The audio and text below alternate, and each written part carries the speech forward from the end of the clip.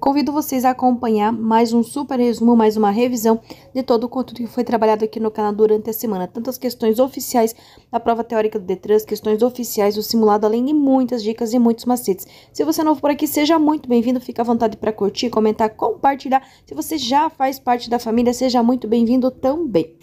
O fenômeno da aquaplanagem pode ser provocado. Aqui ele quer saber qual o motivo que pode gerar a aquaplanagem. Mas o que é uma aquaplanagem? É a perda de contato dos pneus com o solo devido a uma pequena camada de água no pavimento.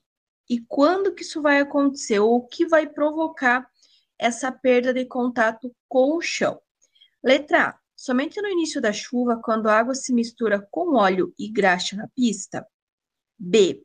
Pelo piso de rodovias recentemente recapeadas. C.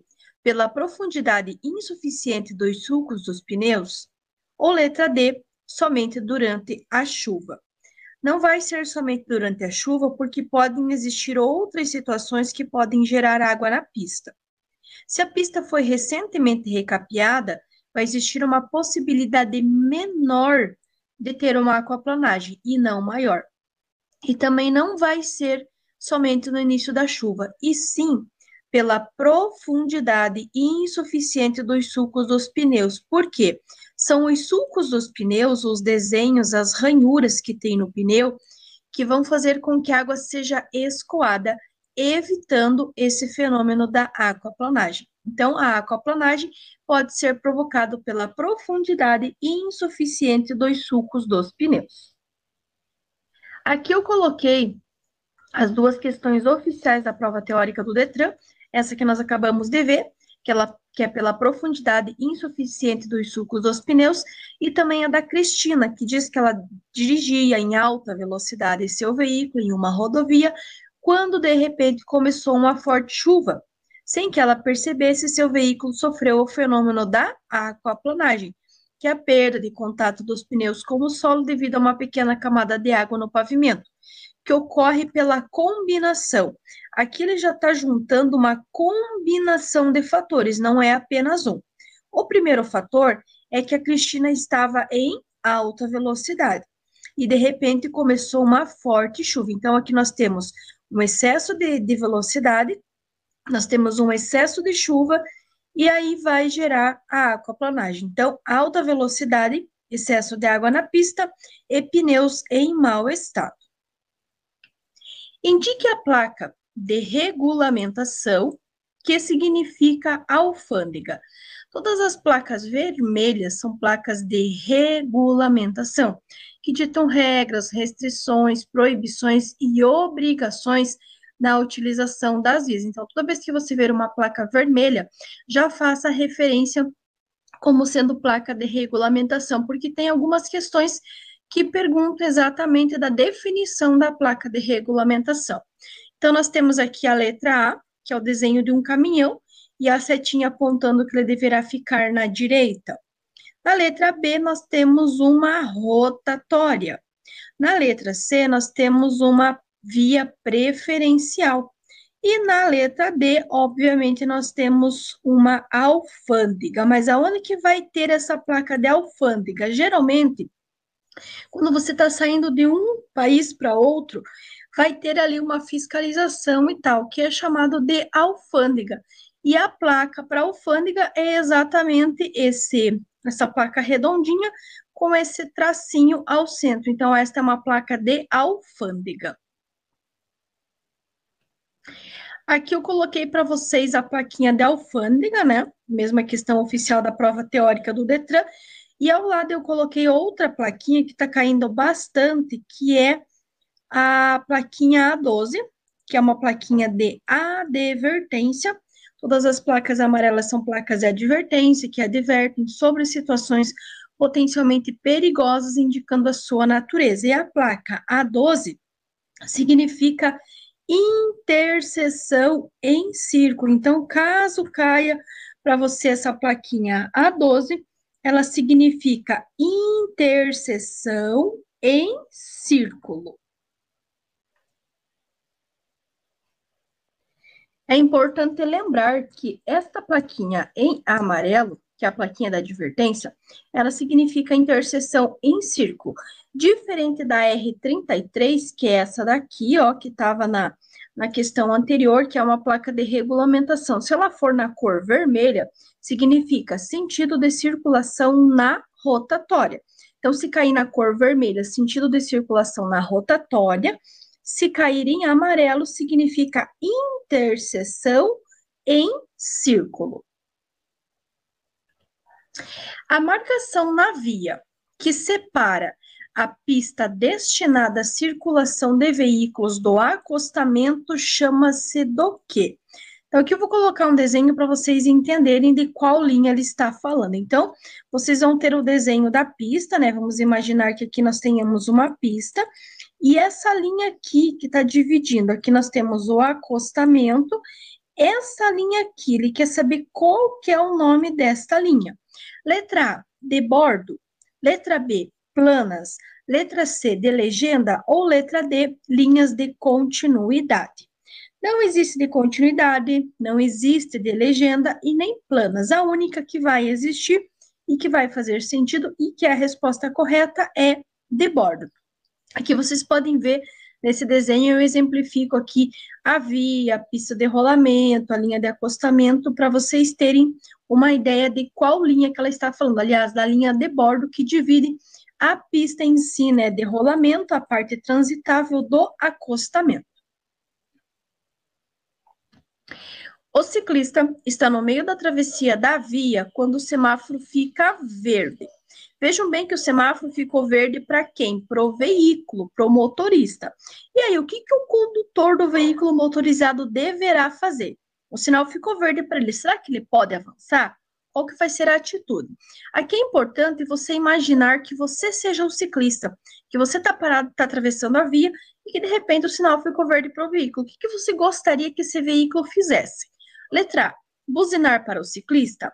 Letra B, sinalizar para o ciclista que ele deve desistir da travessia. Letra C, aguardar o final da travessia.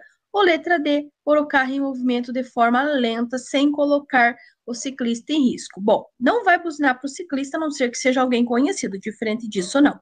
Muito menos sinalizar para ele desistir e muito menos colocar o carro em movimento. Então, sim, ele terá que aguardar o final da travessia. Aqui vão existir os dois lados. Enquanto o condutor do veículo, ele vai aguardar o final da travessia, o ciclista, o pedestre, a pessoa que está atravessando a via, deverá concluir o percurso no menor espaço de tempo. Que é exatamente essa aqui. Então, ó, a questão oficial do Detran, que nós acabamos de ver, aguardar o final da travessia. Agora, uma vez iniciada a travessia do pedestre em local em local que houver sinalização semafórica de controle de passagem e ocorrer a mudança do estágio do semáforo, liberando a passagem dos veículos. Agora ele quer saber o pedestre. O que o pedestre vai fazer? Ele vai completar o percurso liberando a passagem dos veículos. Então, o condutor ele vai aguardar o final da travessia e o pedestre vai completar o percurso liberando a passagem dos veículos.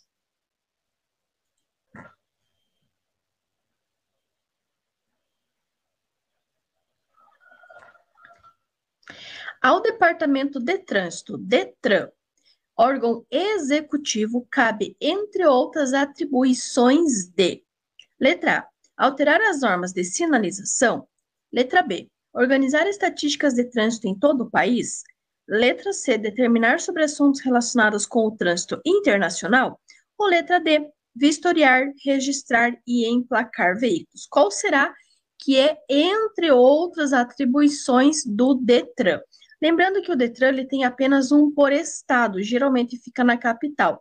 Nos outros municípios, o que nós temos são as CIRETRANs, que são a circunscrição regional de trânsito, que ela também vai ter algumas atribuições do DETRAN, que neste caso a resposta correta será a letra D, vistoriar, registrar e emplacar veículos. DETRAN, ele vai, entre outras atribuições, vistoriar, registrar e emplacar veículos.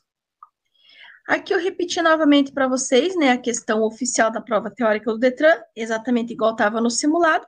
Então, a função básica do Detran, que vai ser vistoriar, registrar e emplacar veículos. Ele também pode perguntar os órgãos normativos e consultivos. Aqui eu quero deixar uma super dica para vocês.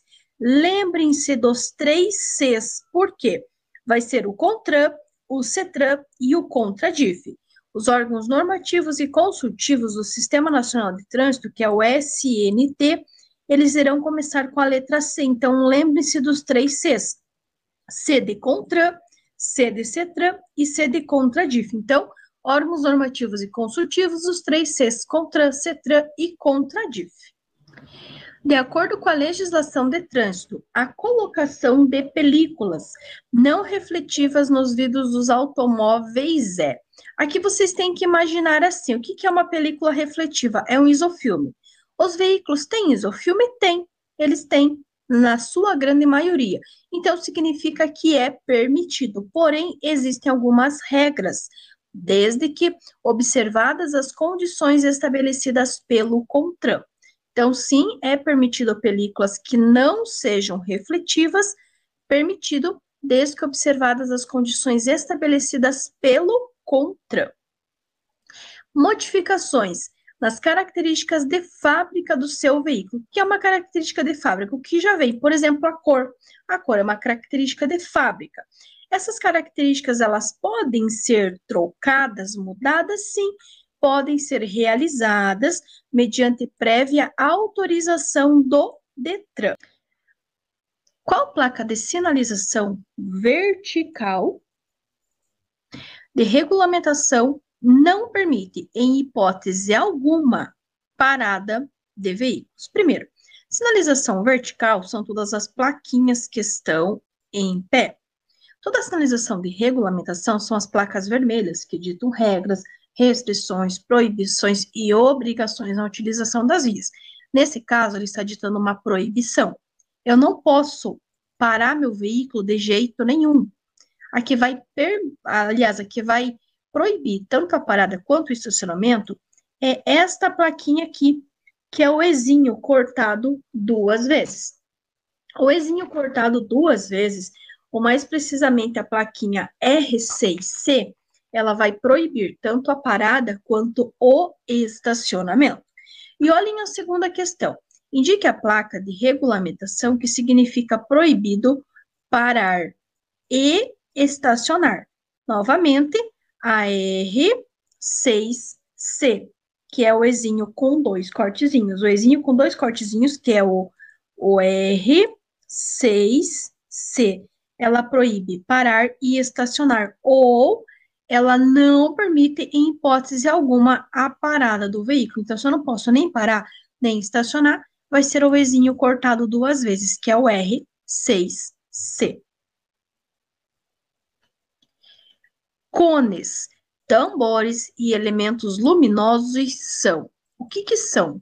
Ele quer saber qual é a função. Eles são dispositivos de uso temporário. Quando se está fazendo uma obra, uma manutenção da via, geralmente é colocado cones, tambores e elementos refletivos, porque eles são dispositivos de uso temporário. Na ausência da sinalização de regulamentação de velocidade, que é essa plaquinha aqui, por exemplo, 80 km por hora, a velocidade máxima permitida será de 60 km por hora nas. Quais que são as vias que têm a velocidade máxima de 60 km por hora? No caso das vias urbanas, que são as vias que estão dentro da cidade, são as vias arteriais, mas elas também serão 60 km por hora para as estradas, que são as vias rurais sem pavimentação. Então, 60 km por hora serão para as vias arteriais, que são as vias urbanas, e também para as estradas, que são as vias rurais, que não têm asfaltamento, que não tem calçado, que é a via de chão, que é chamado de estradas, também será 60 km por hora para todos os veículos. A placa abaixo é uma sinalização. Aqui, pessoal, ele quer saber a função, para que ela serve. E aí tem a frase, não feche o cruzamento. É uma placa de fundo branco e a orla interna e as letras são pretas. Não feche o cruzamento, ele tá educando você, tá dizendo, olha, é melhor você não fechar o cruzamento, porque se você fechar o cruzamento, você poderá receber uma multa, uma infração por isso. Então, vejam que ela está educando o comportamento. Então, toda vez que vocês verem na via uma placa branca, fundo branco e as inscrições em preto, com mensagens do tipo não feche o cruzamento, crianças no banco de trás, mantenha os faróis acesos, entre outros, são placas educativas, como por exemplo, evite danos à sinalização. Também é uma placa educativa. Evite danos à sinalização, não feche o cruzamento, motociclista use o capacete, crianças no banco de trás, entre outros. Eles estão educando o nosso comportamento. Se eles estão educando o nosso comportamento, são placas educativas. Cristina conduzia em alta velocidade seu veículo em uma rodovia quando, de repente, começou uma forte chuva. Sem que ela percebesse, seu veículo sofreu o fenômeno da aquaplanagem. O que é aquaplanagem? É a perda de contato dos pneus com o solo devido a uma pequena camada de água no pavimento. E ele continua, que ocorre pela combinação dos seguintes fatores. Notem que não é apenas um fator, é uma combinação de vários fatores. Quais que são? Vamos tentar identificar primeiro? A Cristina estava em alta velocidade. Começou uma forte chuva. Então, ela estava em alta velocidade e tinha excesso de água na pista. E também os pneus em mau estado foi o que resultou na aquaplanagem, que é a perda de contato dos pneus com o solo devido a uma pequena camada de água no pavimento. Ainda falando dos pneus, ele diz o seguinte: para garantir boa manutenção, os pneus devem ser calibrados. Quando que você vai calibrar os pneus? Não é mensalmente, e sim, de preferência, semanalmente com os pneus frios. Semanalmente com os pneus frios, quer dizer o quê? Que logo assim que você sair de casa, você vai passar no posto e vai calibrar os pneus. Não adianta você rodar 100, 200, 300 quilômetros e daí fazer a calibragem, porque como o pneu ele é borracha, ele vai dilatar, vai ir calibragem a mais. Por isso que é importante essa calibragem ser feita logo que você sair da sua casa. Seja amanhã, tarde ou noite, mas sai da sua casa com o pneu ainda frio, passa no posto e faz a calibragem. E atenção, quantos pneus você vai calibrar no seu carro? Lembrem-se sempre que você tem 4 pneus que estão rodando, mais o pneu reserva. Então, você tem que calibrar os 5. O pneu reserva, você pode pôr um pouco mais de calibragem, porque como é um pneu que fica parado, ele vai perder calibragem. Então, calibra corretamente de acordo com o manual, com o fabricante, os 4 pneus que estão rodando, e o pneu reserva você coloca de 2 a 4 libras a mais. A manutenção preventiva faz parte da direção segura. Sendo assim, novamente, em relação aos pneus, o condutor deve saber que os pneus devem ser substituídos quando os seus sulcos estiverem com menos de 1,6 milímetros de profundidade, que é o que nós chamamos de pneu careca. Então, se tiver com menos de 1,6, significa que ele é um pneu careca, ele tem que ser substituído, não é com mais. Se ele está com mais, significa que ele ainda pode rodar. Ele só vai ser um pneu careca, que tem que ser trocado quando ele estiver com menos de 1,6.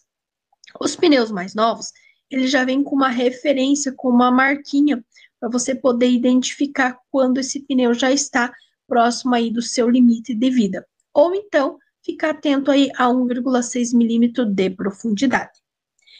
Quanto à direção defensiva, é recomendável evitar frear bruscamente ao perceber que está passando sobre um buraco.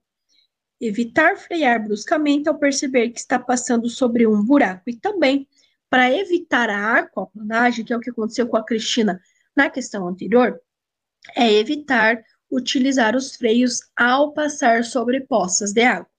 Para evitar o fenômeno da aquaplanagem, evitar frear ou evitar utilizar os freios ao passar sobre poças de água. E também evitar frear bruscamente ao perceber que está passando sobre um buraco. Indique a placa de regulamentação que significa ônibus, caminhões e veículos de grande porte mantenham-se à direita. Direita é para cá. Lembrando que todas as placas vermelhas são placas de regulamentação, as quais ditam regras, restrições, proibições e obrigações na utilização das vias. Então, ó, se ele está falando que ônibus, caminhões e veículos de grande porte mantenham-se à direita, não vai ter o desenho de um ônibus, de um caminhão, vai ter apenas um único desenho, que vai ser referente ao caminhão. Por quê? Porque ele é um caminhão, aliás, porque ele é um veículo grande, caminhão é um veículo grande. Então, por isso vai ter apenas o desenho do caminhão. Na letra A, nós temos o quê? Temos uma setinha apontando para a direita, mas nós temos o desenho o quê? De um ciclista. Então, não é. Já na letra B, nós temos o desenho de uma setinha que está apontando para baixo, que é a placa R24B. Essa plaquinha, pessoal, significa passagem obrigatória, ou seja, significa que você vai ter que passar pelo ponto ali que ele está apontando. Então, não é.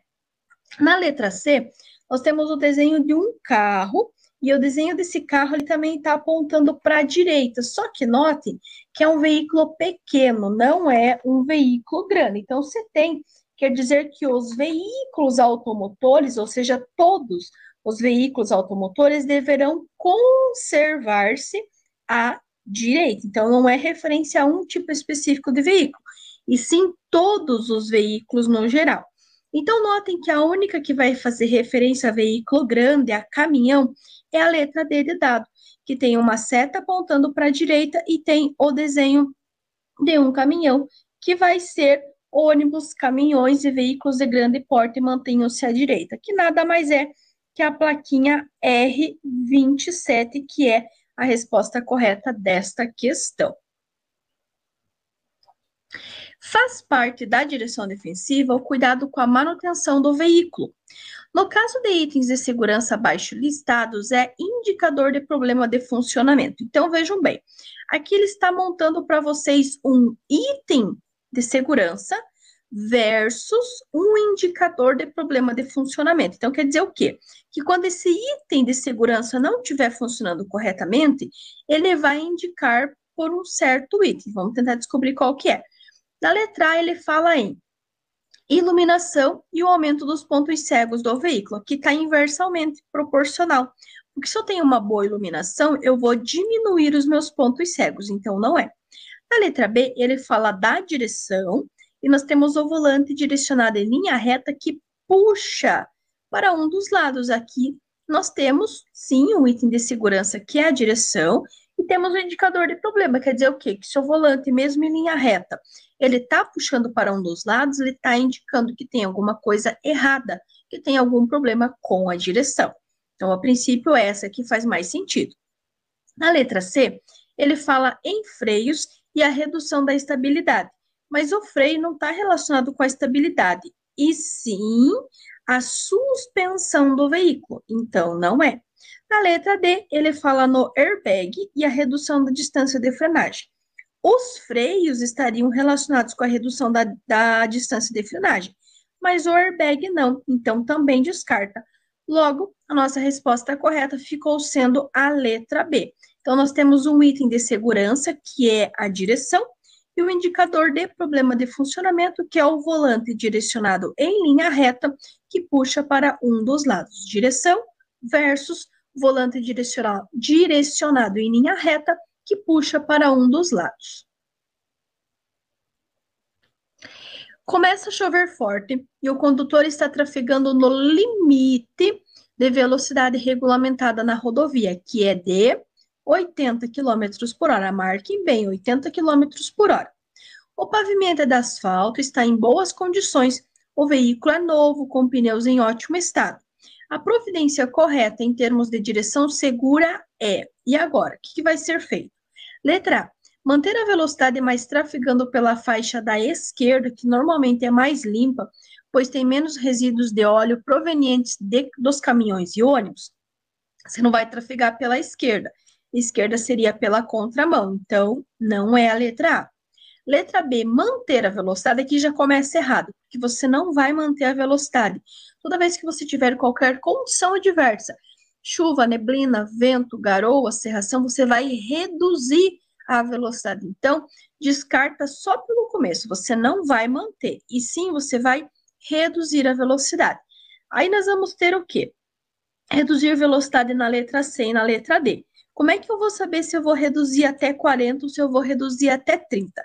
Aqui você vai precisar lembrar qual que é a velocidade mínima que você pode ter na via. A velocidade mínima, ela não pode ser inferior à metade da máxima. Qual que é a máxima? 80 quilômetros por hora. Se a máxima é 80, qual que é a metade de 80? 80 divididos por 2 vai ser igual a 40. Então, 40 é a metade de 80. Quer dizer que eu não posso transitar a menos de 40. Então, eu não posso transitar a 30. Então, descarta também a letra D. Então, a nossa resposta correta é a letra C. Reduzir a velocidade até 40 km por hora para evitar o efeito da aquaplanagem, que nada mais é a perda de contato dos pneus com o solo devido a uma pequena camada de água no pavimento. Então, letra C, reduzir a velocidade até 40 km por hora para evitar o efeito da aquaplanagem. A posição correta que o condutor deve adotar para conduzir veículo é: vão existir duas posições corretas. Qual que é a primeira? Letra A. As duas mãos no volante, imitando os ponteiros de um relógio, na posição de 9 horas e 15 minutos. Letra B.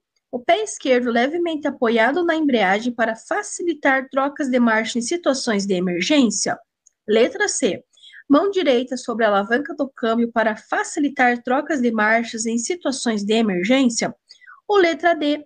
Pé direito levemente apoiado no freio para frear rapidamente em situações de emergência. Vamos começar com dica? Primeiro, ele nunca vai falar de pés, nunca vai falar de pernas e nunca vai falar de calcanhares. Sabendo disso, eu já posso descartar a letra B, que vai falar do pé esquerdo, posso descartar a letra B, que vai falar do pé direito. Então, ele não vai falar de pés, não vai falar de pernas e não vai falar de calcanhares. Ou ele vai falar de mãos ou ele vai falar de braços. Na letra A, ele fala as duas mãos.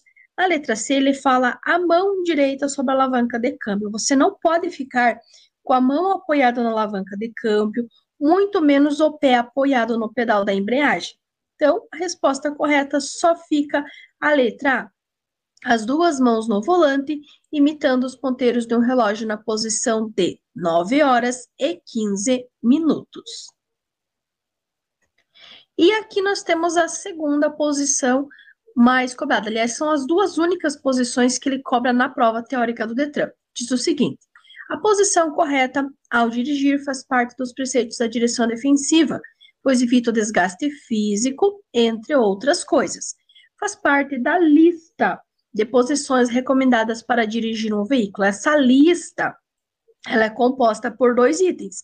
Vimos na questão anterior, as duas mãos no volante, imitando os ponteiros de um relógio na posição de 9 horas e 15 minutos. E agora? Letra A, pernas esticadas. Letra B, calcanhares ligeiramente suspensos. Letra C, pé esquerdo levemente apoiado no pedal da embreagem. Ou letra D, braços ligeiramente dobrados. Lembra da dica? Não vai falar de pernas, não vai falar de pés e não vai falar de calcanhares. Opa, pera lá. Não vai falar de pernas, não vai falar de pés e não vai falar de calcanhares. Quer dizer que com apenas uma dica, eu já acertei a questão? Sim. Resposta correta, letra B. Braços ligeiramente dobrados. Aliás, letra D de dado, braços ligeiramente dobrados. Ou as duas mãos no volante, imitando os ponteiros de um relógio na posição de 9 horas e 15 minutos. Quem tem prioridade no trânsito? O pedestre ou o condutor? Aqui você precisa lembrar o seguinte: qual que está mais exposto? O pedestre ou o condutor? O condutor, querendo ou não, ele está dentro do carro, certo? Ah, mas e se for motociclista? Ele vai estar utilizando os equipamentos obrigatórios. Agora, o pedestre, ele é o mais vulnerável, não tem nada que o proteja. No caso de uma colisão, de um atropelamento, não tem nenhum item de segurança que vá proteger o pedestre. Então, lembre-se sempre, tem que ser pelo pedestre. A preferência no trânsito sempre vai começar com o pedestre. E o maior sempre irá cuidar do menor. Na letra A, ele fala como pessoa e cidadão, sempre o condutor. Na letra B, o pedestre, pois ele é mais vulnerável frente ao veículo. Na letra C, o pedestre desde idoso, pois é o mais desprotegido, não é apenas o idoso, tá? Letra D, o condutor, pois ele está no comando do veículo. Então, como eu falei para vocês, o que está mais vulnerável, o que está mais exposto sem proteção, é o pedestre. Então, sim, o pedestre, pois ele é o mais vulnerável frente ao veículo. Além dos órgãos especializados que se empenham na preservação do meio ambiente, também são responsáveis. Quer ver uma dica para você acertar essa questão? Lembrem-se, todos os usuários das vias são responsáveis pela preservação do meio ambiente. Mas e quem que são esses usuários? Letra A, apenas os motociclistas? Será que são só os motociclistas que usam a via? Não. Letra B, somente condutores de veículos que transportam cargas perigosas? Será que são os únicos usuários das vias? Também não. Letra C, motorista, pedestre, passageiro. Opa, pera lá. Aqui no motorista, ele já colocou o motorista do carro, da moto, do caminhão da carga pesada e tudo mais. Todos os pedestres, adultos, crianças, idosos, e também os passageiros. Então, a princípio, é que faz mais sentido. E na letra D, os condutores de alguns veículos não vão ser de todos os veículos. Então, vejam que a única que vai abranger todos os usuários da via é a letra C. Motorista, independente se é do carro, da moto, do ônibus, do caminhão, o pedestre, independente se é adulto, se é criança, e também os passageiros. Então, além dos órgãos especializados que se empenham na preservação do meio ambiente, também são responsáveis todos os usuários das vias, ou seja, motoristas, pedestres e passageiros.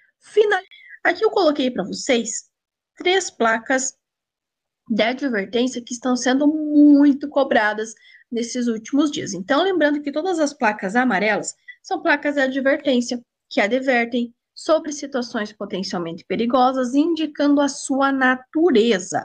Na primeira plaquinha, nós temos a plaquinha de advertência A26B, que significa que o sentido de circulação de tráfego é, vejam bem, nós temos uma via e essa via ela vai poder ir tanto para a direita quanto para a esquerda. Então, significa que é duplo sentido de circulação. Não é via transversal, apenas e tão somente sentido de circulação duplo, ou o sentido de circulação de tráfego é duplo. Diferente da A26A. Notem que ela está apontando apenas para a direita, apenas para um sentido. Então, significa que é sentido único. Então, a plaquinha apontando apenas para um lado, poderia ser direita, como poderia ser esquerda, significa sentido único. Agora, se ela estiver apontando para ambos os lados, tanto para a direita quanto para a esquerda, significa que é um sentido de circulação de tráfego é duplo, ou seja, tanto vai quanto vem. Agora, qual a diferença, então, para a placa A25? Também tem uma seta, também está apontando para os dois lados. Só que a definição dela é diferente. Por quê? Ela significa que o sentido de circulação da pista muda de único para duplo. Quer dizer o quê? Aqui é quando você está entrando na via. Então, você está entrando aqui, né? Vamos dizer que tem aqui uma bifurcação em T. Vamos dizer um exemplo aqui, né? E você está chegando nessa bifurcação em T. E tem esta placa aqui, ou mesmo esta placa aqui. Então, quer dizer que daqui, ou ele vai para a direita e para a esquerda, ou ele vai só para a direita, ou ele vai só para a esquerda. Agora, essa aqui não. Essa aqui significa que você já está trafegando dentro de uma via, né? Essa via aqui, ela tem 2 pistas. A princípio, ela estava as 2 pistas indo no mesmo sentido. Mas a partir desta placa, vai acontecer o quê? Ela vai ficar de circulação, vai mudar de único para duplo. Então, a placa A25 significa que o sentido de circulação da pista muda de único para duplo, ou seja, a partir deste momento, a partir desta placa, vai ser tanto indo quanto vindo. Claro que como é uma placa de advertência, não significa que a partir dela já vai mudar, e sim que futuramente, logo após essa placa, está advertindo que logo além vai ter essa troca aí de sentido. Então, o sentido de circulação da pista vai mudar de único para duplo. E agora, mais uma setinha aqui. O que será que significa essa aqui? Indique a placa de regulamentação, que significa passagem obrigatória. Qual que é a diferença de cada uma dessas setinhas? Primeiro que essa setinha que vocês estão vendo aí apontando para baixo é a plaquinha R24B. Por que R? Porque é vermelha. Todas as placas R são placas vermelhas, tá? Todas as placas vermelhas, elas ditam regras, restrições, proibições e obrigações. Aqui é uma obrigação, ou seja, a passagem obrigatória, que é essa aqui apontando para baixo. Então, toda vez que ele falar de placa de regulamentação, tem que ser uma placa vermelha, ok? Essas duas aqui nós vimos na questão anterior. Então, a placa A26A, que significa sentido único de circulação, a A26B, que significa duplo sentido de circulação. E essa aqui em vermelho, que é uma placa de regulamentação, que significa uma obrigação, ou seja, passagem obrigatória por onde ela estiver sinalizando. Ofuscamento é uma condição adversa do quê?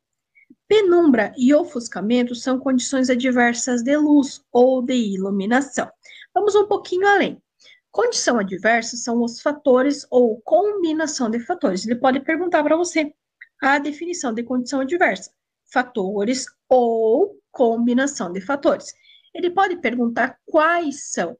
Vai ser muito difícil nós lembrarmos todas, porque elas são no total 8 itens. Logo, é mais fácil eu lembrar dos 8 itens, contar na alternativa quantos itens são e marcar 8, que vai ser a resposta correta. Agora, se ele perguntar de luz, a luz ou ela vai ser o ofuscamento, ou ela vai ser a penumbra. Penumbra é a falta de luz, a falta de iluminação, enquanto o ofuscamento é o excesso de luz ou excesso de iluminação. Então, o ofuscamento é uma condição adversa de luz ou de iluminação. Um dos principais objetivos da Política Nacional de Trânsito, que é o PNT, é promover o exercício da cidadania. Para isso se concretizar, propõe-se, dentre outras medidas, a ampla participação da sociedade na discussão dos problemas e das resoluções de assuntos relacionados ao trânsito. A ampla participação da sociedade na discussão dos problemas e das soluções de assuntos relacionados ao trânsito. Em uma rodovia, cuja velocidade máxima permitida é de 80 km por hora, marquem esse número aí, ocorreu uma colisão de um carro com um ônibus. O acidente aconteceu às 11 horas, então temos 80 km por hora e temos 11 horas. E a pista estava seca. Por que eu selecionei essas três informações? Porque você precisa dessas três informações para acertar essa questão, tá? Para essa situação, recomenda-se que a distância do acidente para o início da sinalização deve ser do quê? Quantos passos? Primeira dica, a quantidade de passos nunca será inferior à quilometragem, tá? Segunda dica, durante o dia, com tempo bom, com pista seca, vocês vão multiplicar a velocidade por 1.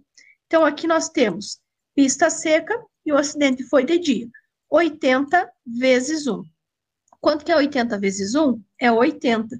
80 passos longos de um adulto. Outra dica, ele não vai falar em passos curtos, ele não vai falar em metros. Atenção, não vai falar em passos curtos, não vai falar em metros. Ele sempre vai falar em passos ou passos longos de um adulto. Então, durante o dia, com tempo bom, com pista seca, velocidade vezes 1. 80 vezes 1, 80. Agora, olhem a segunda questão. A velocidade máxima permitida em uma rodovia é 100 km por hora. À noite, a distância do acidente para o início da sinalização medida na forma de passo longo de um adulto deve ser. Bom, durante o dia com tempo bom com pista seca, velocidade vezes 1, certo? E de noite? Durante a noite, ou mesmo durante o dia, se estiver chovendo, vocês vão multiplicar a velocidade por 2. 100 vezes 2 é quanto? É 200. Então, 200 passos. Vamos dizer que esse acidente de cima aqui tivesse acontecido às 11 horas, mas a pista fosse molhada. Vocês iriam multiplicar 80 por 2, daria 160.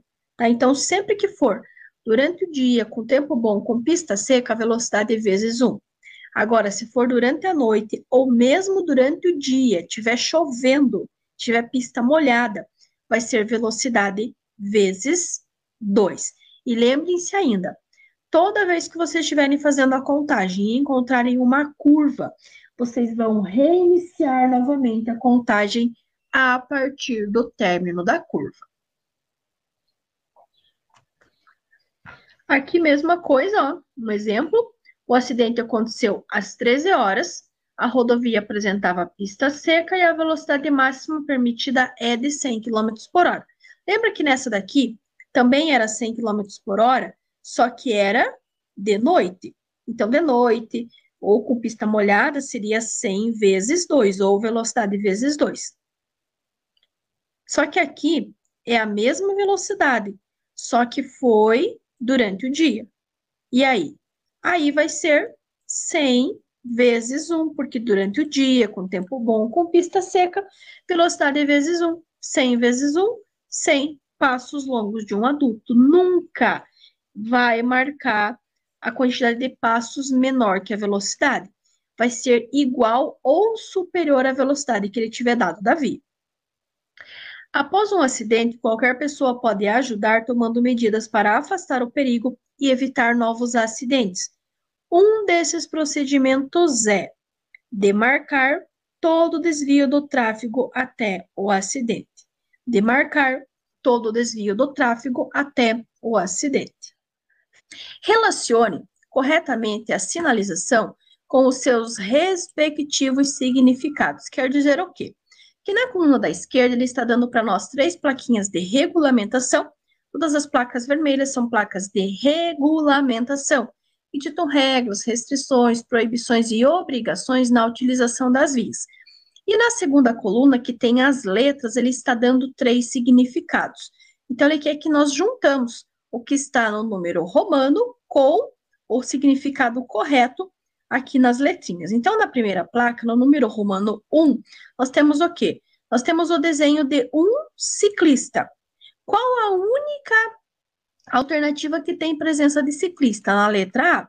Veja que na letra B não tem ciclista, na letra C também não. Então, ciclista, transite pela direita ou transite à direita. É a nossa resposta correta. Então, número romano 1, a resposta está na letra A. Então, já achamos o primeiro. Sabendo que o número romano 1, a resposta correta está na letra A, vocês já podem descartar as alternativas que não começa falando que o número romano está na letra A, que é a letra A e a letra B. Então, nós já temos aqui, ó, 50% de chances de acertar a questão. No número romano 2, nós temos o quê? Nós temos uma rotatória, nós temos um círculo, certo? Aonde que fala rotatória? Onde que fala em círculo? A letra B, sentido de circulação na rotatória. Então, significa que o número romano 2, 2 risquinhos, a resposta correta está na letra B de bola. Sabendo disso, eu já posso descartar a letra B. Notem que eu nem cheguei na terceira alternativa e eu já sei que a minha resposta correta é a letra C. E a terceira plaquinha significa duplo sentido de circulação. Então, ó, 3 risquinhos, a resposta correta está na letra C. Então, ó, 1 risquinho letra A, 2 risquinhos letra B e 3 risquinhos letra C. Então, letra C é a nossa resposta correta. Qual das alternativas abaixo são condições adversas de via? Bom, para eu acertar essa questão, eu preciso lembrar o que é via. Via é toda e qualquer superfície por onde transitam pessoas, veículos e animais. E as condições adversas da via é tudo que está relacionado com o chão, com a via. O que que a via pode ter? O que a via pode apresentar? Pode ser desde um defeito que essa via tenha. Então, na letra A, ele fala em chuva e neblina. Na letra B, desvios e buracos. Na letra C, granizo e pista escorregadia. Na letra D, morro e granizo. Bom, primeiro que a via não faz chuva, a via não faz neblina. A via pode ter desvios e buracos? Pode. Então, a princípio, aqui está completinha, que faz sentido a letra B de bola, desvios e buracos. Na letra C, a via faz granizo? Não faz. A via pode ser escorregadia? Pode. Na letra D, a via pode ter morro? Pode. Ela pode fazer granizo? Não pode. Então, note que na letra C e na letra D tem apenas uma resposta correta. Só que tem duas alternativas. Então, uma está certa e uma está errada. Então, isso vai fazer com que a resposta inteira esteja errada, esteja incorreta. E a única que vai fazer sentido é a letra B. Desvios e buracos, porque está relacionado com a via, com a pista, com o chão em si. Então, uma condição adversa da via, desvios e buracos. Poderia também ser pista escorregadia, morro, entre outros. A velocidade mínima permitida em uma via arterial sem sinalização é. Primeiro, eu preciso lembrar que a via arterial é uma via urbana. A via urbana é composta por três: trânsito rápido, a arterial, a coletora e a local. E aí eu preciso lembrar a velocidade de cada uma. Qual que é a velocidade da trânsito rápido? 80. Da arterial, 60. Da coletora, 40. E da local, 20. Ah, mas sabendo disso, então a resposta correta é a letra C, 60 km por hora? Será que é? Vejam bem, ele pediu a velocidade mínima. O que que é a mínima? Mínima é a metade da máxima. Qual que é a metade de 80? 40. Metade de 60, 30. Metade de 40, 20. E a metade de 20, aliás, local é 30 e não 20. Local é 30. A metade de 30 vai ser 15 km por hora. Então, vejam que, se ele quer a mínima da arterial, se a máxima da arterial é 60, a mínima vai ser a metade, que é 30. 30 vai estar na letra D, de dado. É muito comum você ler velocidade da via arterial, você acaba desconsiderando se ele está pedindo a mínima ou a máxima, porque quase sempre ele vai pedir a máxima. São raros os casos que ele pede a mínima. Por isso que é muito importante ler a pergunta uma, duas, três vezes para identificar as palavras-chave, como, por exemplo, a mínima, para você poder acertar a questão. Para você não acabar errando e depois você dizer que tinha uma pegadinha. Não é uma pegadinha, é falta de atenção na hora de ler. Então, tome muito cuidado quando vocês fizerem essas referências que tinha pegadinha, etc e tal. Porque na sua grande maioria, 95% das vezes, é só falta de atenção na hora de ler. Velocidade mínima da via arterial, que é 30 km por hora. Um condutor habilitado na categoria B pode dirigir. O que ele pode dirigir? O que você faz na primeira vez que você vai fazer a habilitação? Você pode fazer só A, você pode fazer só B, ou você pode fazer A mais B. Por quê? Por que você faz A? Ah, professora, porque eu quero dirigir moto. Por que você faz B? Ah, porque eu quero dirigir o carro. Opa, carro. E por que você faz as duas? Porque você quer dirigir o carro e a moto. Mas a gente sabe que o termo correto não é carro. Qual que é o termo correto? Letra A, automóvel. Letra B, qualquer tipo de veículo. Letra C, motocicleta. Ou letra D, ônibus. Automóvel é sim a letra B, que é a nossa resposta correta. Qualquer tipo de veículo, eu teria que ter todas as categorias A, B, C, D e E. E ele só faz referência à categoria B de bola. A motocicleta é categoria A e o ônibus é categoria D de dado. Então, para dirigir o automóvel, a categoria vai ser a letra B. Então, a categoria B serve para dirigir automóvel. O condutor que tiver sua carteira nacional de habilitação cassada poderá se candidatar à reabilitação após. É importante você identificar a diferença entre suspensão e cassação. Por exemplo, suspensão é quando o condutor dirige alcoolizado. Dirigir alcoolizado gera uma suspensão direta de 12 meses. Ele vai ficar 12 meses sem poder dirigir, mas ele não perde nada. Diferente da cassação. Cassação é quando o condutor ele perde tudo. Todas as categorias, todos os anos de habilitação, todos os cursos, ele perde tudo, ele volta a estaca zero. Ele pode refazer o processo? Pode, mas tem um certo tempo que ele precisa aguardar. Qual o tempo que é? Dica, escolha o tempo que tiver maior. Vão ter dois. Ou ele vai falar... Bom, deixa eu ler a resposta, primeiro eu já conto para vocês a dica. Na letra A, ele fala em 12 meses de efetivo cumprimento da pena. Na letra B, 18 meses do efetivo cumprimento da pena. Na letra C, 24 meses do efetivo cumprimento da pena. E na letra D de dados, 6 meses do efetivo cumprimento da pena.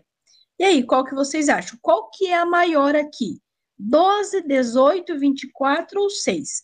24 meses do efetivo cumprimento da pena. Ele poderá também falar em 2 anos.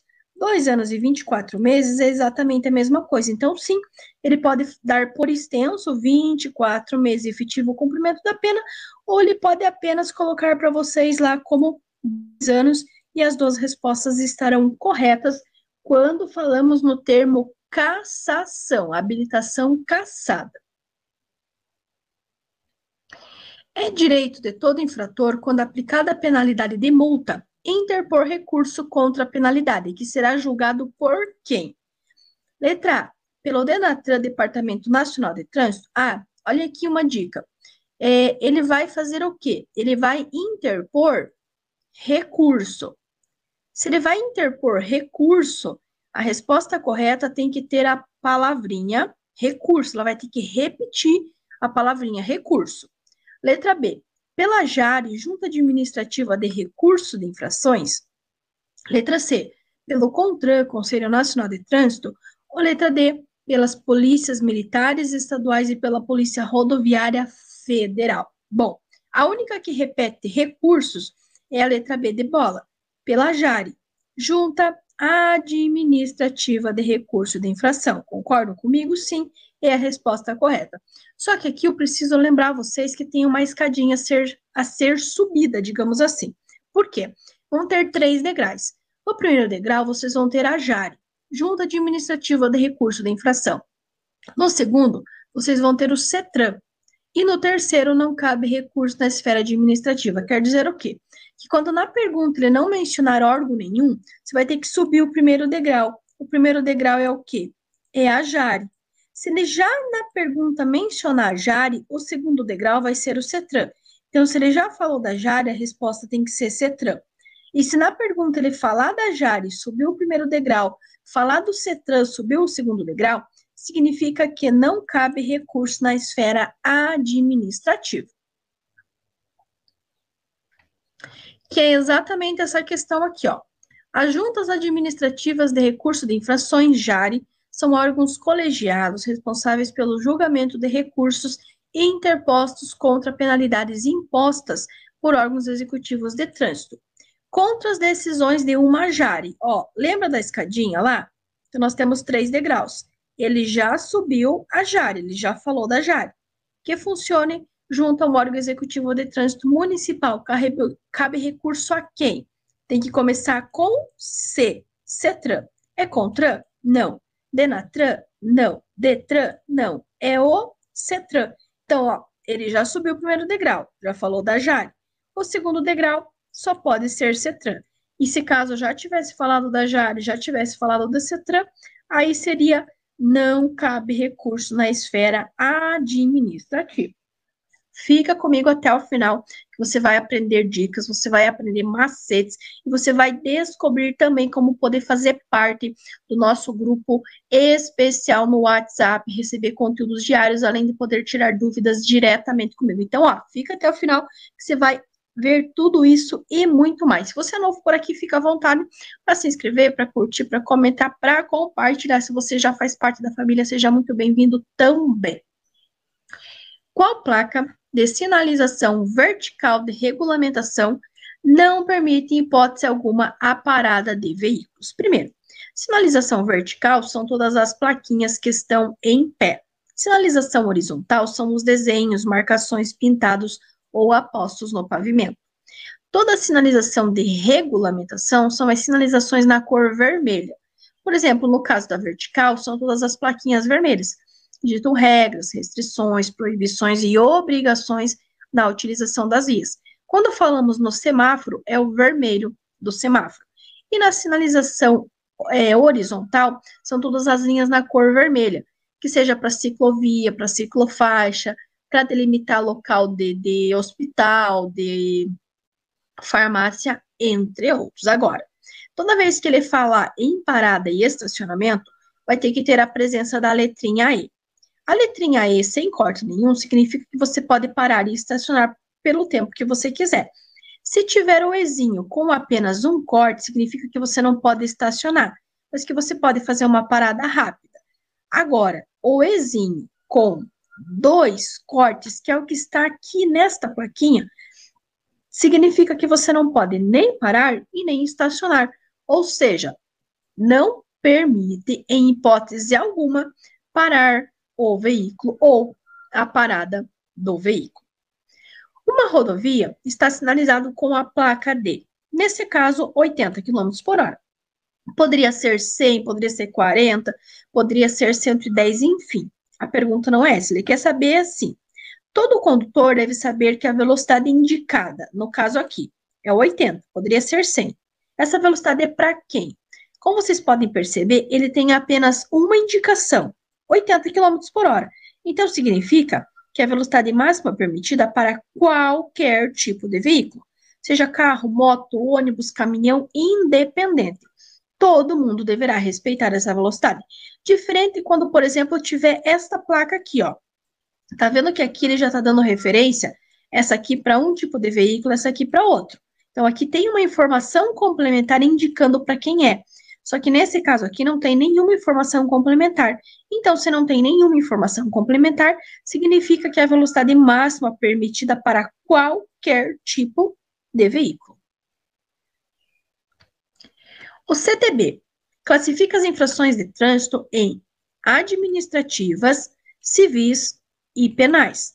As infrações penais estão sujeitas às regras do Código Penal e seu processamento pelo Código de Processamento Penal. São exemplos de infrações penais previstas no capítulo 19 do CTB. O que é uma infração penal? É um crime que você comete na direção do teu veículo. E que crime seria esse? Nesse caso, desrespeitar o sinal vermelho é uma infração gravíssima com 7 pontos, mas não é crime. Mesma coisa estacionar em local proibido. Dirigir alcoolizado é, mas não é esse o termo correto. Agora, olhem a letra C que está em verde. Dirigir sem possuir habilitação, gerando perigo de dano, e dirigir veículo automotor com a capacidade psicomotora alterada em razão da influência de álcool. Aqui sim, nós temos 2 crimes de trânsito: dirigir sem possuir habilitação ou dirigir em razão da influência de álcool. E sim, são 2 crimes de trânsito previstos no capítulo 19 do CTB. Executar operação de conversão à direita, que é para cá, ou à esquerda, que é para lá, ou ao contrário, né? Direita e esquerda, em locais proibidos pela sinalização é uma infração de natureza grave, com 5 pontos na CNH e multa. Atenção! Se você estiver com a tua PPD, durante a PPD, você não poderá ter nenhuma infração grave, nem gravíssima, nem ser reincidente em média, ou seja, ter 2 infrações médias ou mais. Então, se, por exemplo, você fizer uma conversão em local proibido, direita ou esquerda, e você receber uma infração de natureza grave com 5 pontos, e você tiver com a PPD, a tua PPD será cassada, você terá que reiniciar o processo tudo do zero. O condutor que vai parar o veículo no acostamento deve. Quando nós falamos parar no acostamento, não é parar no acostamento, porque eu quero parar, eu vou estacionar no acostamento, não. O acostamento, ele é utilizado para situações de emergência, para algo muito grave, algo muito sério que está acontecendo. Então, se é algo grave, é algo sério, é uma emergência, o que eu vou fazer? Eu vou acionar a luz indicadora de direção, reduzir a velocidade e entrar no acostamento, finalizando a manobra, acionando a luz do pisca-alerta, que é um sinal universal de perigo. Agora, olhem essa segunda questão. A segunda questão, ele está mencionando a maneira como você vai sair da pista de rolamento pro acostamento. Só que aqui ele está falando numa alternativa errada, porque ele desobedece. Então, diz assim: nas rodovias, o condutor deve aumentar a atenção e a concentração. Certas manobras são proibidas para as vias de pista única e duplo sentido em função da segurança. Desobedece aos conceitos de direção segura. Não se deve reduzir a velocidade para acessar o acostamento, porque o que acontece? Eu tenho, olha, falou na questão anterior, reduzir a velocidade e entrar no acostamento. Então, eu vou desobedecer, eu vou estar errando, cometendo um erro, quando eu digo que eu não devo reduzir a velocidade para acessar o acostamento. Então, sim, eu devo reduzir. Então, eu vou desobedecer quando eu falar que não se deve reduzir a velocidade para acessar o acostamento, porque sim, eu tenho que reduzir um pouco a velocidade para até então eu entrar no acostamento. As finalidades dos primeiros socorros relacionados aos acidentes de trânsito estão abaixo descritas. Então, primeiros socorros. O que é primeiros socorros? É um atendimento inicial, imediato e temporário. Aqui ele está falando de pessoas leigas, ele não está falando do pessoal treinado, habilitado para os primeiros socorros. Ele está falando de uma pessoa leiga, nós condutores. E ele vai dar para nós 3 números romanos. E ele quer saber quais estão corretos.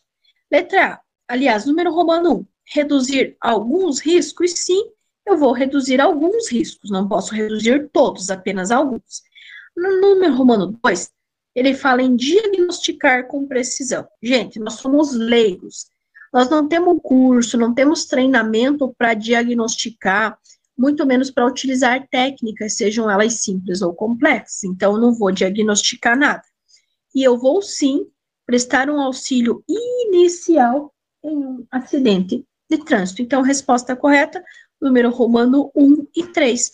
Reduzir alguns riscos e prestar o auxílio inicial em um acidente de trânsito. Em via urbana, cuja velocidade máxima é 60 km por hora, classificada D. Vias urbanas são as vias que estão dentro da cidade. Nós temos a trânsito rápido, temos a arterial, a coletora e a local. Trânsito rápido é 80, a arterial é 60, coletora é 40 e local é 30. Então, nesse caso, via arterial, 30 km por hora. Das alternativas abaixo, quais estão relacionadas com as condições adversas de via? Qual que é a definição de via? Toda e qualquer superfície por onde transitam pessoas, veículos ou animais. Concordam comigo? Logo, as condições adversas à via é tudo que tem que estar relacionado com o chão, com a via, com defeitos, por exemplo. Então, a via, ela não vai fazer neblina. Ela vai ter morro? Vai, mas neblina ela não faz. Agora, tipo de pavimento, pavimento escorregadio, entre outros, e acostamento ou a falta dele, são condições adversas de via. Então, tipo de pavimentação e acostamento. São dispositivos delimitadores. O que é um dispositivo delimitador? Esse dispositivo aqui. Para que ele serve? Para delimitar um espaço, um local exclusivo por onde você deverá ir, você deverá seguir, ou um local por onde você não deve passar, você não deve transitar. Logo, os dispositivos que irão fazer isso são as taxas e taxões, O zóio de gato, que a gente está acostumado a falar, tartaruga, entre outros, elementos contendo unidades refletivas aplicadas diretamente no pavimento. Então, os dispositivos delimitadores que vai delimitar um espaço por onde o usuário poderá ou não transitar. Taxas, tachões e elementos contendo unidades refletivas aplicadas diretamente no pavimento. O zóio de gato, que a gente conhece, né, a tartaruga, entre outros. Finalizado com muito sucesso, mais um super vídeo com muitas dicas para você garantir a sua aprovação. E atenção, se você quiser fazer parte do nosso grupo do WhatsApp, você vai ganhar esse direito adquirindo qualquer um dos nossos e-books. Adquirir o e-book, automaticamente você já ganha o direito de fazer parte do nosso grupo do WhatsApp, vai receber conteúdos diariamente postados, poder tirar dúvidas, aprender dicas, macetes todos os dias para garantir a sua aprovação, além, claro, de poder falar diretamente comigo, tirar suas dúvidas, receber aquele super cronograma para você poder aprender mais conteúdo e, claro, garantir a sua aprovação. Vou deixar aqui nos próximos slides maiores detalhes, maiores informações para vocês. Gratidão a todos pela companhia, gratidão por todas as mensagens, os feedbacks, os carinhos que eu tenho recebido aqui no canal, e de coração desejo a todos vocês sucesso, bênçãos, conquistas e muita proteção para você, para sua família, e até o nosso próximo vídeo, até a nossa próxima aula.